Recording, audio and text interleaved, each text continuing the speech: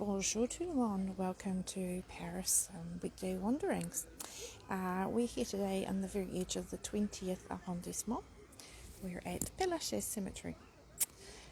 It's a beautiful day here, much unlike what we've had over the last 2 weeks on our Friday walks. So I'm pleased the sun's out and we're enjoying a bit of warmer weather. Okay, so let's have a look. Bonjour tout le monde who's just arrived. So just to recap, we are today at Père-Lachaise Cemetery. Bonjour, salut, Judy. Okay, let's flip the camera around. You can see where we are. First of all, I'm going to point down to, this is the entrance, the main entrance to the cemetery. So this is looking down towards, we're perpendicular to Rue de Ménilmontant. So we're actually in the quartier of Ménilmontant, and beyond that, the street that's going directly down from this road that we're on, that is the Rue de la Roquette, and the Rue de la Roquette is it's in the 11th actually, the 11th arrondissement, and that's heading directly towards Bastille, so that heads down to Bastille. Bonjour Sally, bonjour Kim, happy Easter everybody. So Judy contacted me yesterday and said, am I doing a walk today? And I said, yeah, of course I am. But of course I forgot that being Good Friday and coming from New Zealand, which is always one of those very sacred public holidays, it's so bizarre that it is in fact just an ordinary everyday day here in France. Morning Susan, how are you? Or good evening to you. Hi Sally Davies. So yeah, happy Easter for everybody, despite the fact that it's just your average everyday day here in France. Okay, so this main entrance is a good place to start. The sun is very bright today, so you'll have to excuse all the glare, but I suppose it's better than the cold and the rain, right? Hello Carmel, happy Easter, thank you for joining us. Okay, so I was here yesterday. I've been here many times before, and honestly, the more times I come, the more overwhelmed I get. So, first grave of note here is Colette. It's beautiful, Susan. Absolutely beautiful day. Very sunny. Very, very sunny. The sky is blue, hardly any clouds, just some wispiness going on. Okay, so we know Colette is the famous French writer who lived at the Palais Royal. The place in front of the Palais Royal is called the Place Colette. It's named after her. So let's go this way. Okay, so there are so many famous graves here, and just too many to even mention. So I'm not really going to be picking out some of those ones that you probably want to be looking at. Just because we could literally be here all day. I was here all day yesterday. I was absolutely exhausted and I still didn't see everything I wanted to see. So I'm just going to give you a bite of the Père-Lachaise. So the Père-Lachaise opened in 1804. So at the end of the 1700s, the St. Innocent's cemetery, which is in Les Halles, where all the food markets and everything are, and were and are, that was closed down. And of course, all the bones from all of those graves were all moved to the catacombs. So, of course, they needed a new cemetery, and this is when Napoleon, he mandated that we needed some more big cemeteries, and this was the very first one that he made. While we're here, let's just look at this one here. This is the Famille Haussmann.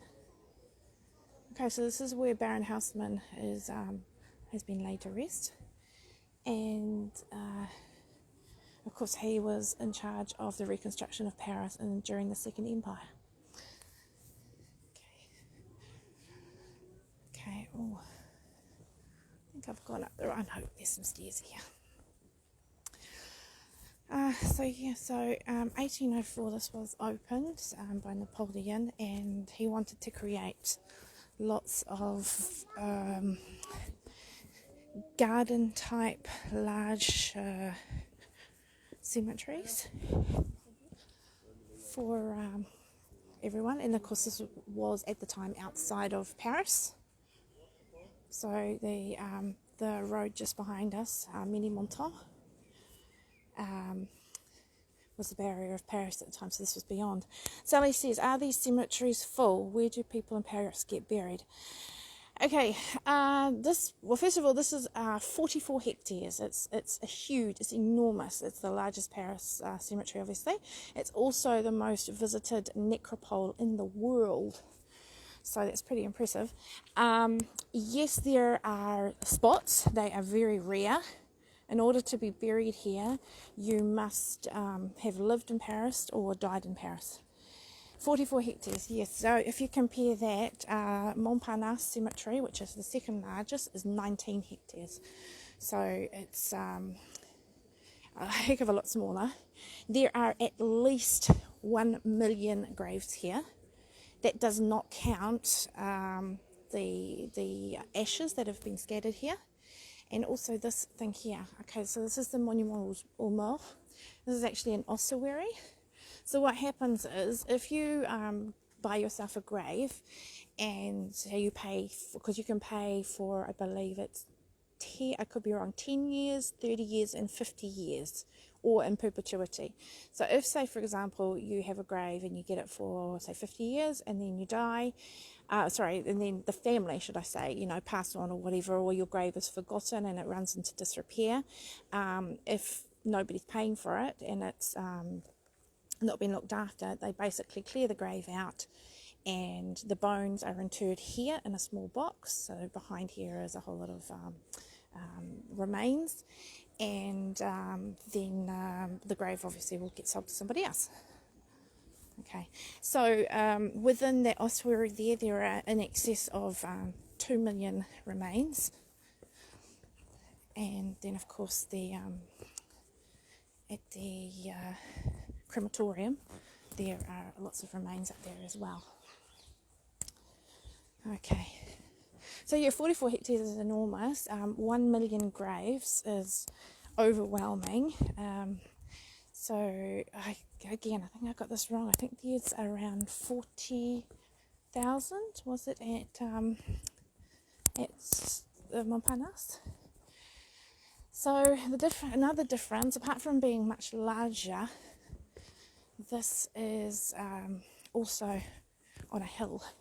So it's very hilly. It's not easy to navigate. It's not linear. There are a few main paths, but once you get into those little tiny paths, it does get a bit dodgy. The ground's not the best. So Judy says, so does that mean that the family has to pay each year? Yeah, so basically you buy a plot, so whether it's the deceased who buys it beforehand or whether the family buys it after, and then they choose how much they're going to pay. And obviously, if they choose 50 years, it's going to be extremely expensive, and perpetuity, it's going to be even more so. Oh, I'm puffed. I'm walking up the stairs. Yes, so you do have to pay, and of course, if you pay for 50 years and then nobody pays after that, then the grave is vacated on your behalf. Look at that. See, this would be in perpetuity. There you go.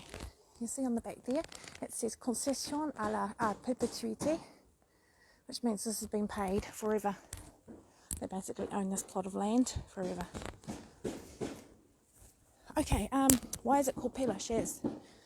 Well, Père-Lachaise was the confessor, the priest, the personal priest of Louis XIV, Louis XIV, the Sun King. And he lived up here. So this was a Jesuit abbey up here. And his home was where the chapel is now, and that's the chapel there. Now, why do we love it here? Because it's the beautiful view over Paris. You can see the Tour Montparnasse there. You can see the Pantheon, Tour Montparnasse. Quite a nice view. Yeah, isn't it great? So we are in the middle of the, roughly in the middle of the cemetery now. Look there, you can see the balloon. Well, I can see the balloon. Can you see a little white dot there? That's the balloon at Parc André Citroën, which is in the 15th, right on the edge of the 15th and the river. Where is this where the cats are? No, the cats are at Montmartre Cemetery. I was here all day yesterday and I didn't see one cat. Well, I did actually. It was at a cafe nearby. Oh, has Margaret joined? Hello, Margaret. Okay. So, back in the day, so in 1804, people would bury their loved ones in hallowed ground, which would be around a church. And of course, when St. Innocents was pulled down, and that kind of reduced people's options. So what they did in the end with this piece of land, a lot of people were saying, oh, we don't want to be buried here if it's not hallowed ground. So they had to come up with some sort of marketing scheme to get people to buy into it. So what they did was they thought, oh, let's move the remains of certain famous people, and that would make it a place that people would be interested in burying themselves in. So the first people that they chose were Eloise and Ebola. Now, I don't know if you know them, to be honest. Yeah, great marketing scheme. Yeah, I don't know if you know them, because I don't myself know a lot about them, but I know that they were philosophers. They wrote on the philosophy of love and friendship, and they were around in the 1,000 years ago. So in the 1100s, they both died at the very beginning, or the mid 1100s. So they were, she was they were both religious people, and of course their love was forbidden. And they wrote love letters which have survived, and that's an example of one of the first examples of courtly love. And so they said, well, people would want to get married here, and then one day they want to die here, as be buried here when they've died. So that was part of the marketing scheme. And at first it didn't work. I'm just taking a little detour here. I saw this yesterday. I thought, oh, this is brand new. This person must have just recently died. It's quite a stunning statue, isn't it? And then I looked it up, and actually this lady has not died at all. This lady is still living. So this is all ready for her. So you can look her up. She's a writer. There's her name there. Find out some more information about it. Very interesting, I thought, that you would have such an ornate statue of yourself prior to your demise. But I'm sure there's a story there. Okay, so going on with this marketing scheme, they thought, oh, not popular enough yet, who else can we get? And then they thought, oh, I know, I'm going to give it away because I'm not quite where I wanted to be when I gave away this information. So we have two great writers. Who are they? Molière. Let's write up about her. What was the name again? Anyone want to look it up? Also the marketing scheme. Okay. Alright, we've arrived here at the Chemin Molière. Okay.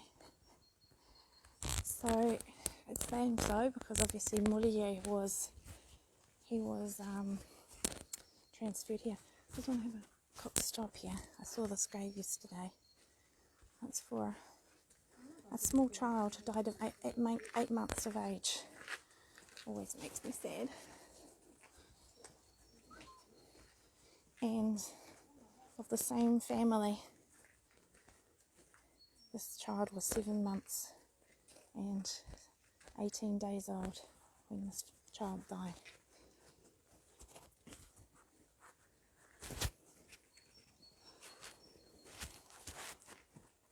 And then there's a tomb for the rest of the family here somewhere too. Oh, there they are. Yes.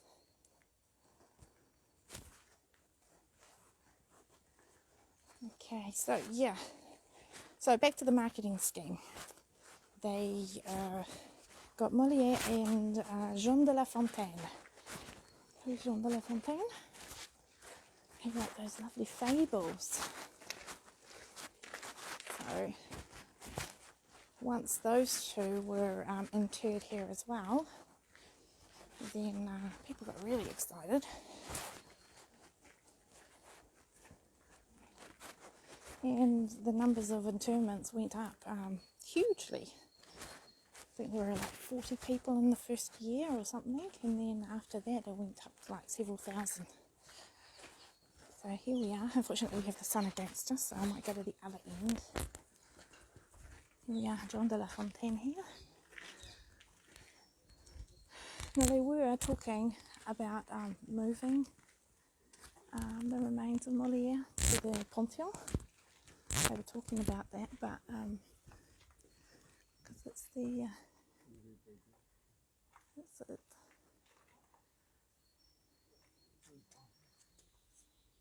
anniversary of his death soon, and they were thinking, well, we should move him to the Pantheon, but there were some rules against it. It had to be people who had died after a certain date in his or during the Age of Enlightenment, and he didn't qualify apparently.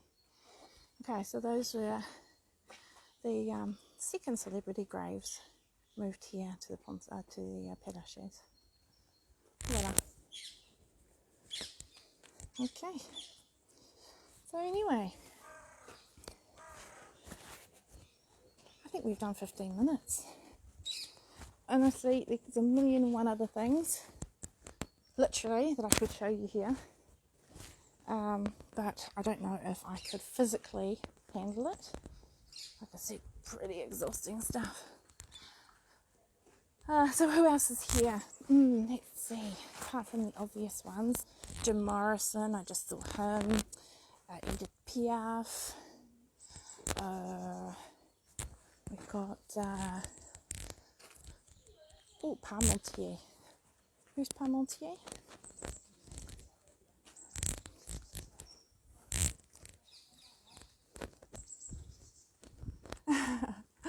Look at the potatoes. This is so cute. Can you see? Okay, so if you have a shepherd's pie or a cottage pie, whatever you might want to call it here in France, you would call it an hachis parmentier. So Parmentier was the man who introduced potatoes to France. So this is his. There's a section, an area of Paris called Parmentier, which is not far from here. So yeah, if you've eaten a potato in France, it's all because of him. Okay, right. Oscar Wilde is here. I saw him as well. Lots of artists. Gertrude Stein is here. Writers. Marcel Proust is here. We saw Colette already. Lots of statesmen, of course. And I do have several maps. But the problem is that some of the one map that I have at the moment doesn't actually have everything, like all of the famous people on it. I suppose because it all depends on who you consider famous and who you decide to put on a map.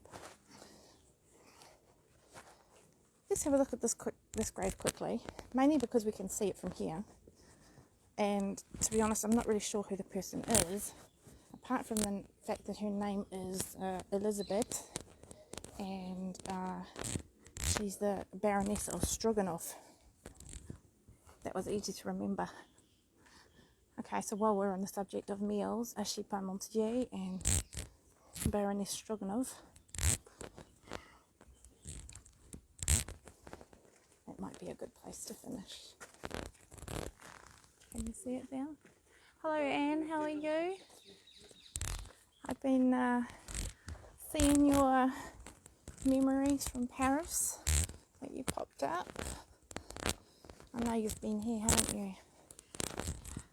Okay, lots of little hidden corners. Okay.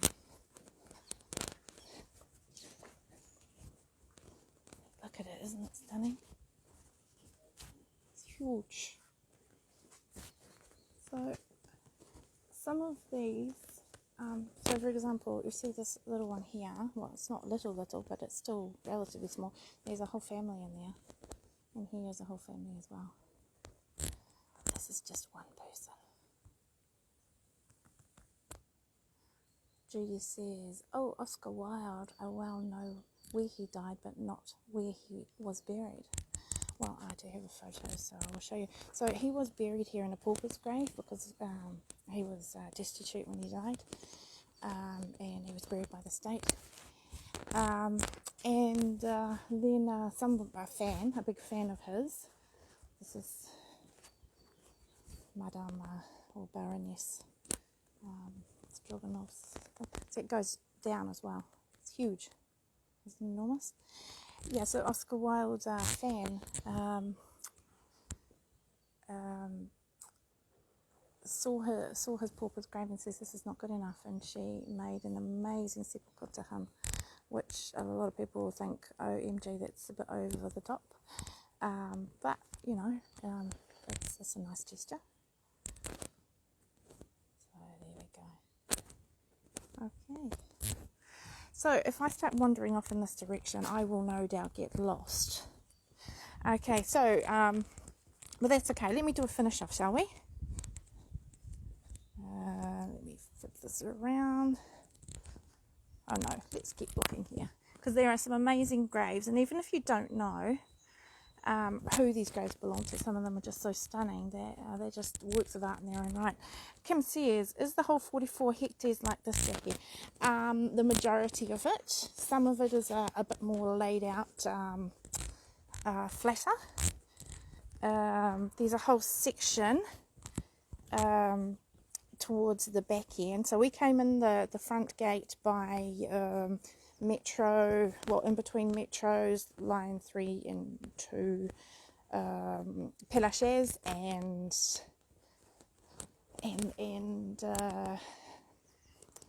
Louis Philippe. Okay, and then at the very back you can come in Metro line 3, Gambetta. So it's a little flatter down at that area because that's, if you imagine, it's the top of the hill, so it's a bit flatter there. It's like the plateau. Okay, and there is a lot of monuments to World War II, World War One there as well. There's a lot of amazing monuments. I just spent a few long moments in tears yesterday over these monuments to the resistance who'd been killed. These monuments to, for example, Auschwitz and Dachau, and a lot of other death camps during World War II. So that's kind of overwhelming. But I think it's important to have those things around and to remember. So yeah, but this is definitely an older part of this cemetery. So yeah. Okay. But it's huge. It's absolutely huge, isn't it? So anyway, like I said, I could be here forever, but you'd get bored and my phone would die. So thank you very much for joining me here in this beautiful and tranquil place, filled with lots of important memories and beautiful things. I'm pleased that the sun is out again, and it's not so cold. I wish you all a wonderful Easter weekend. I hope it's good. Reminder, we had an election last weekend, and then we have another one in another week. So we will find out who our president will be. So it will be between Monsieur Macron and Madame Le Pen. So we'll be gearing up for that one very soon. So again, thank you all, and I hope you have a good Easter, and take care, and keep safe and keep away from COVID. Take care all. See you later.